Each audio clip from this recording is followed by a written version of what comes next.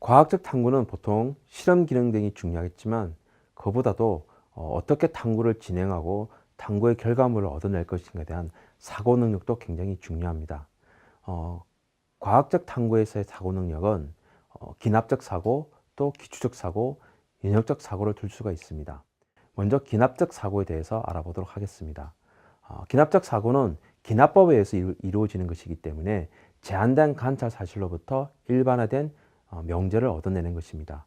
따라서 기납적 사고의 조건은 가급적이면 많은 수적으로 많은 기회가 있어야 됩니다. 관찰할 수 있는 기회가 많아야 되고 다양한 조건에서 반복적으로 해보는 것이 좋겠죠. 또한 여러 측면에서 관찰하더라도 다른 어떤 일반적인 법칙과 모순되어서는 안 된다는 점이 기납적 사고의 조건이 될 것입니다. 반면에 이 기납적 사고의 한계도 있습니다. 기납적 사고의 한계는 먼저 기납이라는 것 자체가 모든 걸 다루지 않았기 때문에 내적 불안정성을 가지고 있습니다. 또 관찰 자체가 객관성을 벗어나서 본인의 어떤 주관적인 의사가 많이 반영될 수 있기 때문에 관찰의 이론 의존성이 기납적 사고의 한계가 될 수가 있습니다. 기납적 사고의 탐구 활동 유형은 다음과 같습니다. 첫 번째는 유형 분류입니다. 유형 분류는 같은 것끼리 분류하는 거죠. 우리 과학 교과서에서는 주로 도체와 부도체 분류 등과 같은 것들이 사용되고 있습니다. 다음으로 계열화입니다. 계열화는 생물의 분류 체계처럼 어떤 위계를 가지면서 순서를 정할 수 있는 부분입니다. 뭐 이온화 경향이라든가 뭐 대전되는 정도라든가 대전열 이런 것들도 계열화가 해당됩니다. 다음으로 보존이 있습니다. 보존은 물리에서 굉장히 많이 나오죠. 에너지 보존 법칙, 운동량 보존 법칙 등과 같이 보존도 역시 기납적 사고를 바탕으로 하고 있습니다. 또 상관관계 역시 기납적 사고를 바탕으로 하고 있습니다. 따라서 유형 분류, 계열화, 보존, 상관관계와 같은 활동을 포함하고 있다면 기납적 사고에 도움이 되고 기납적 사고를 적극적으로 활용하는 탐구 활동이라고 할 수 있습니다. 기초적 사고는 어떤 상황 속에서 그 상황을 설명하기 위한 단 하나의 원인을 생각해 봅니다. 그리고 그 생각해 본 원인을 바탕으로 가설을 생성하는 과정이 바로 기초적 사고가 됩니다. 이때 기초적 사고는 일반적인 언어로서 추론해서 결론을 얻어내기 때문에 논증의 구조를 가지고 있다고 할 수가 있습니다. 이 원인적 설명자에 해당 부분이 기초적 사고의 핵심이며 이 기초적 사고는 여러 가지 사항들을 다루기보다는 한 개 내지 두 개 내에 간단한 사항 속에서 직관력을 동원해서 원인을 설명하기 위한 노력이 필요할 것입니다. 물론 이때 직관이라는 것도 어떤 근거를 가지고 해야 되고 역시 논리성을 담보하고 있어야 될 것입니다. 반면에 연역적 사고는 벌써 이미 알고 있는 일반적 명제로부터 어떤 현상에 대한 추론을 거쳐서 결론에 도달하는 과정입니다. 기납적, 기초적, 연역적인 사고에 대해서는 앞부분 과학 철학 시간에 충분히 설명했다고 여겨집니다. 이상과 같은 탐구 활동에서 사고 활동을 통하면 결과적으로 얻어지는 것은 과학적 지식입니다. 이 과학적 지식을 학자에 따라서는 여러 가지로 나누기도 하지만 기본적으로 크게 나눈다면 선언적 지식, 혹자는 명제적 지식이라고도 이야기도 합니다. 이 선언적 지식은 다시 사실 법칙과 관련되어 있는 설명적 지식이 될 수도 있고 그 다음에 약간 중간적 성격을 지닌 가설 이런 부분들로 될 수가 있습니다. 또 다른 지식은 절차적 지식이 있습니다. 따라서 탐구 활동을 통해서 만드는 과학 지식은 법칙과 원리에 해당하는 선언적 지식이 있고 방법적인 측면을 다루는 절차적 지식으로 이루어졌다고 할 수 있습니다. 그렇다면 이 과학 지식이 생성되는 과정을 사고 과정과 함께 엮어서 한번 살펴보도록 하겠습니다.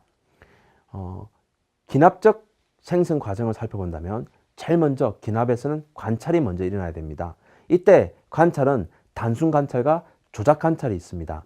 단순 관찰은 다른 어떤 변화 없이 눈에 보이는 대로 살펴보는 것입니다. 조작 관찰은 실험하는 사람이 어떤 조건을 변화시키면서 어떻게 일어나는가를 살펴보는 것입니다.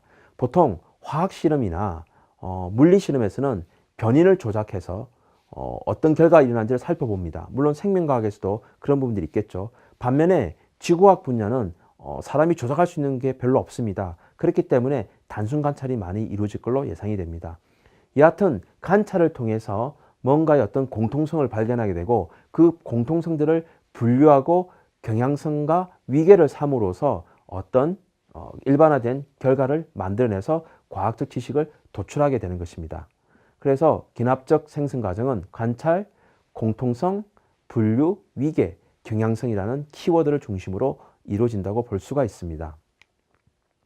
기초적 생성 과정은 원인에 대한 설명이 제일 중요하기 때문에 의문을 생성하고 의문 사항을 분석한 다음에 경험 상황을 설정하고 그 원인을 찾아내는 과정을 거쳐서 가설을 만들게 됩니다. 물론 이때 만들어진 과학 지식은 명확한 증거들을 가진 것이라기보다는 다른 사항을 설명을 위한 가설적인 성격이 강하기 때문에 중간적인 지식을 포함하고 있다고 볼 수가 있습니다.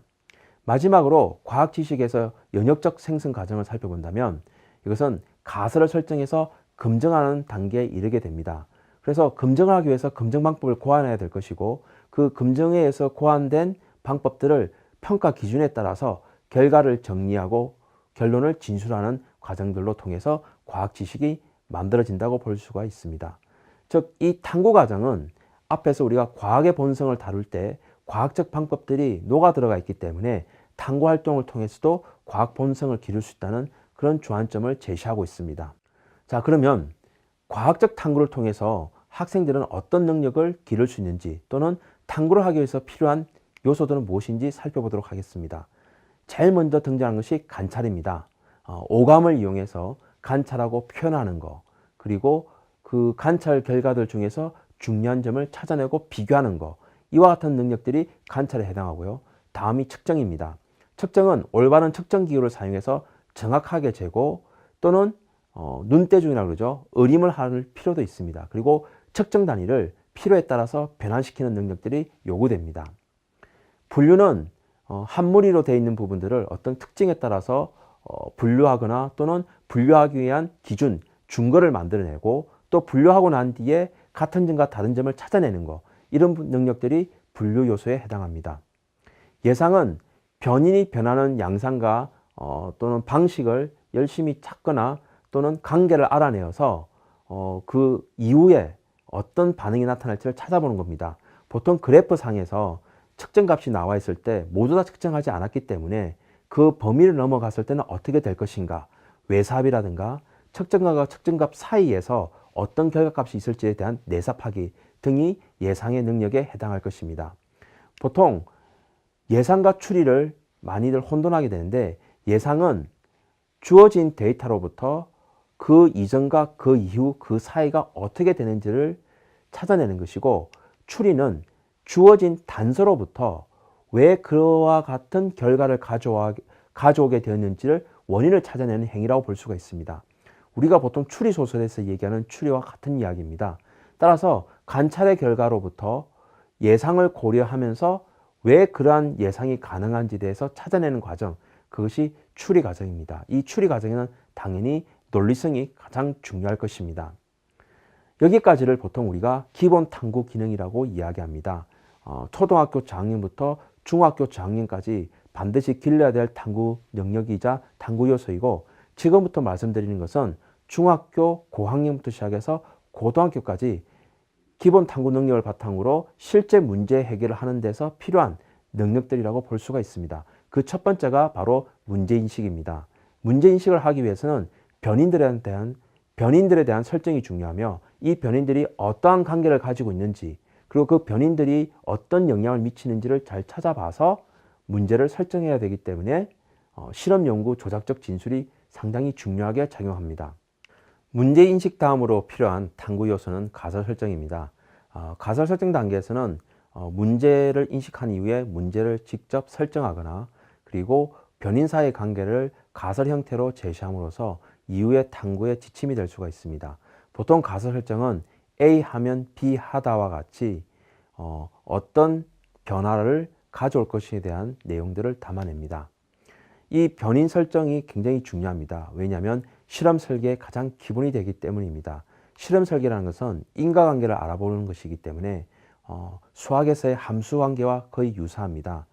수학에서 바꾸는 변인 x를 보통 우리가 독립변이라고 그러고, 그 다음에 변화의 결과로서 나타나는 값을 y, 즉 종속변이라고 합니다. 이때 독립변인과 종속변인의 관계 이외의 것들의 영향을 주지 않기 위해서 통제하는 변인을 통제변인, 그리고 또 그와 같은 주변 환경을 조절해야 되기 때문에 조절변인과 통제변인을 잘 정리함으로써 독립변인과 종속변인 관계에 일정한 인과관계를 찾아낼 수가 있기 때문입니다. 따라서 실험 설계를 한다는 것은 변인을 적절하게 통제하는 과정이라고 볼 수가 있습니다. 이제 실험이 진행되고 나면 실험 결과가 구해집니다. 이때 구해지는 결과값은 주로 표로 작성이 되는데, 이 표를 보는 사람이 이해하기 쉽게 또는 그 경향성을 알아보기 위해서 그래프로 전환하거나 또는 사진이나 글로 나타내게 됩니다. 이때 요구되는 능력이 변환, 분석 능력들이 요구될 뿐만 아니라 자신의 언어로 표현하는 능력도 필요하게 되겠죠. 다음으로 필요한 것이 결론 도출입니다. 결과들을 모아서 객관적인 진술을 하고 또 과학 지식을 생성해야 되기 때문에 주어진 문제에 대한 해답이나 설명 체계가 갖춰져야 됩니다. 또는 세웠던 가설이 옳은지 틀린지 검증을 해야 될 필요가 있는 겁니다. 이상과 같은 탐구 요소들을 바탕으로 충분히 탐구 활동이 진행된다면 아주 훌륭한 탐구가 진행될 것입니다. 이 탐구 활동을 진행할 때 가장 중요하게 요구되는 것은 최근에도 중요하지만 늘 중요했던 것이 바로 안전사고에 대한 것입니다. 근데 보통 수업 시간에 학생들에게 뭘 하지 마라, 뭘 조심해라, 무엇을 해서는 안 된다라고 얘기한다면 학생들 피부에 와닿지가 않습니다. 사실 사고가 일어나기 전까지에는 학생들은 안전에 대해서 주의를 기울이기 어렵습니다. 따라서 학생들이 직접 안전에 대해서 좀 더 고민해보고 적극적으로 다가가기 위해서는 별도의 활동이 필요하다고 생각이 듭니다. 지금 제시되는 활동을 통해서 한번 안전사고에 관해서 학생들에게 효과적으로 전달하는 방법에 대해서 알아보도록 하겠습니다. 먼저 큰 종이를 준비합니다. A3 용기 정도가 좋겠죠. 이것을 종이를 잘 접어서 9칸을 만들게 됩니다. 이 9칸을 만들고 그 9칸 속에는 실험실에서 주의해야 될 사항들을 학생들이 그림으로 표현하게 합니다. 물론 그 그림의 내용은 작성한 학생들만 알겠죠. 예시와 같이 학생들이 이와 같이 그림으로 나타낼 수가 있습니다.